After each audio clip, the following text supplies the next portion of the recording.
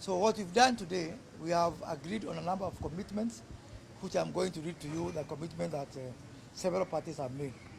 The first one is on attracting investors to Dongokundu. The objective being to attract investors to Dongokundu Special Economic Zone and establish the demand so that you can be able to measure up the demand for space that investors want. And in this regard, we have agreed to advertise for expression of interest in the local and international media to attract investment in the 13 key sectors as follows. One is on agro-processing industries. Second is oil and gas industries, and both upstream and downstream. The third one is on petrochemical industries. Fourth one is on green energy and renewables. The fifth one is on blue economy. The sixth one is water desalination and service provision. 7 is heavy metals and steel. 8 is on cotton, textile and apparel. 9 is on pharmaceuticals. 10 is on automotive, manufacturing and assembly. 11 is on transport and freight logistics services. 12 is on warehousing, cargo bulk breaking and consolidation services. And number 13 is on business support services. And we have given ourselves a timeline by the 31st of January 2023, this will be done. The responsibility for this lies with the State Department for Investment Promotion, and the PS is right here. And also he's going to work with the Special Economic Zone Authority. We've also touched on the issue of land, and we have given ourselves an objective to avail titled land for resettlement, development, and investment. And the action here is that we are going to amalgamate the 4 Dongokundu title deeds, subdivide and title for port development, special economic zone development, and resettlement of the project affected persons or PAPs. And again, we have a deadline for that. We've given ourselves up to 31st of March 2023 to complete this exercise that will be spearheaded by the national government administration officers. And of course, they are going to work with other relevant authorities, being the State Department for Lands and Physical Planning, National Lands Commission, the County Government of Mombasa, the County Assembly of Mombasa, and the local elected leaders, members of parliament and senators from Mombasa are also going to be involved in this particular exercise. From there, we've talked about the issue of resettlement and compensation of the project affected persons, PAPs, and we've given ourselves the objective to avail land for resettlement and compensation. The money is already released for the PAPs, but from the Kenya Ports Authority, they have already, that money is sitting with the National Land Commission, and they have confirmed that. So we are going to subdivide 384 acres into parcels and title for resettlement of 1,654 PAPs, complete compensation award and payment to 1,582 PAPs who have got development already on the land.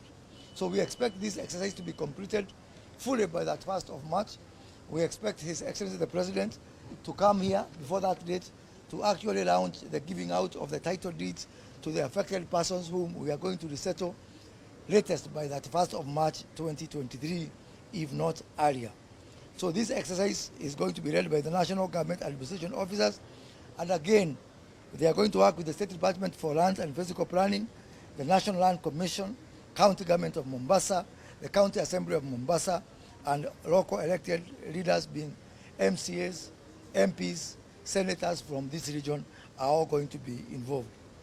We've also touched on the issue of water, and we've identified the objective to avail water for construction and operations. In this regard, the County of Mombasa is going to commence design, bidding, drilling of boreholes, and to construct water pumps, storage and supply to investors awaiting completion of supply from 2 dams, from the 2 projects, that is Tiwi in the 2nd phase and Mwache Dam in the 3rd phase. So the availability of water from Tiwi and Mwache will come later. That will not stop the project from starting.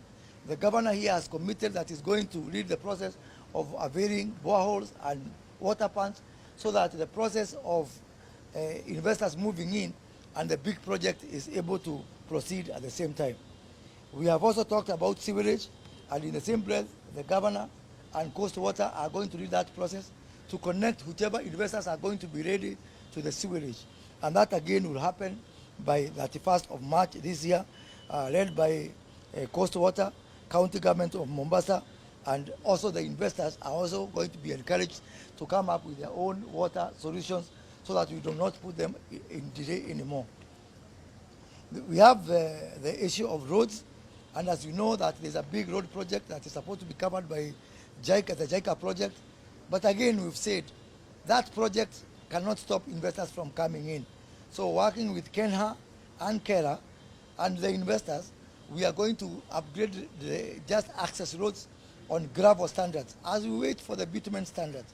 So what we are trying to do is to create a mechanism whereby investors can come in on a short-term solution, even as we wait for the big solution that are going to come much later down the road. The issue of power, the PS4 Energy is here, and he has committed that the 33 kV line is available for any investor that is going to come in. This is even as we work on the bigger project of a transmission line from Miritini, and also, as I've mentioned before, the part of the project that we are asking for expression of interest include green energy, hydrogen energy, and we expect that some investors are going to come in and start generating energy right in Dogokudu for provision to the other people within the project. But even as we do that, there's no reason for the project not start for power, and we have gotten that commitment from none other than PS Energy.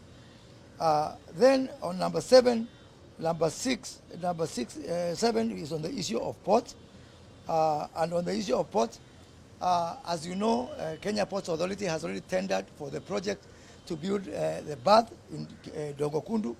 But we are saying again, that project completion cannot stop the project from going on. The port of Mombasa, as currently exists, has got enough capacity to service Dogokundu in the first phase before the berth is completed. So using road transport, we are going to link any containers and any cargo that needs to move to Dogokundu using the Mombasa port. So that again enables us to fast track the project immediately. So in conclusion, we have said that we are going to do all these short-term measures, even as we wait for the bigger projects. And we expect Dogokundu to be fully operational by 1st of July 2023. Other projects will continue all the way to 2025, but that will not stop investors from moving in, and we expect that by July it's going to be a beehive of activity, thus cutting short by 3 years project that was supposed to start by 2026. According to the original design, investors were supposed to move in in 2026. What we've done today, using creativity and innovation, and using teamwork, working together, all the parties involved, we've managed to cut that time by 3 years, and by July 1st, 2023, we expect that the first investors are going to start operations right here. So this is the agreement we have reached today, and it has been signed by myself, PS Abubakar, PS Alex Washira for Energy, on behalf of, there's someone from Ministry of Lands who has signed on behalf of PS Nixon Korir. So we have set aside 1.4 billion shillings for compensation. The process is starting tomorrow. Actually, we have another meeting tomorrow with the members of parliament and MCAs in the governor's office to kick off this process and start the process of verification. But as I've said, by the 1st of March, all PAPs will be resettled so that investors can move in from the 1st of April. I think that we want we sit down on a table and all agree. And we don't just agree, we agree with equally with timelines on what needs to be done. One thing is pretty clear. On the part of the county government of Mombasa, we are going to assist in the part of the survey. We are going to ensure that we assist in the part of the water and sewer level. And equally, we will be seeking to talk to all the other political leaders so that the money for compensation is paid to the right people. And we intend to do this on the stipulated timelines as well. Regional Commissioner. We've agreed on the timelines And as a national administration, as an enabler for this project, we are ready for it, and we are going to give it the due plan that is there. So we are ready for it.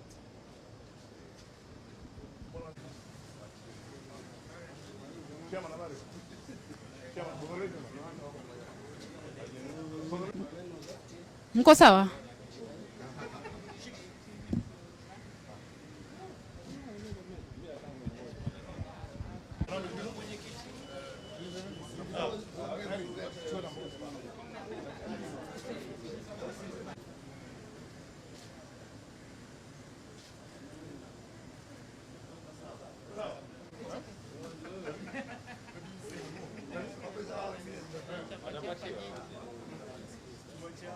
Do you guys?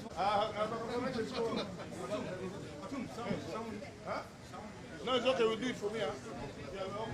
Mko sawa? County of Mombasa, Abdulswamad has also appended his signature to this document.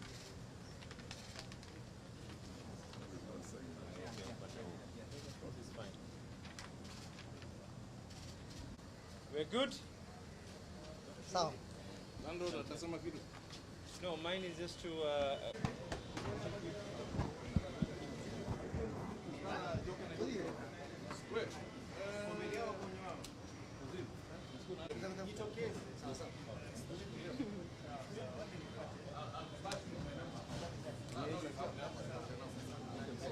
Oh, sorry.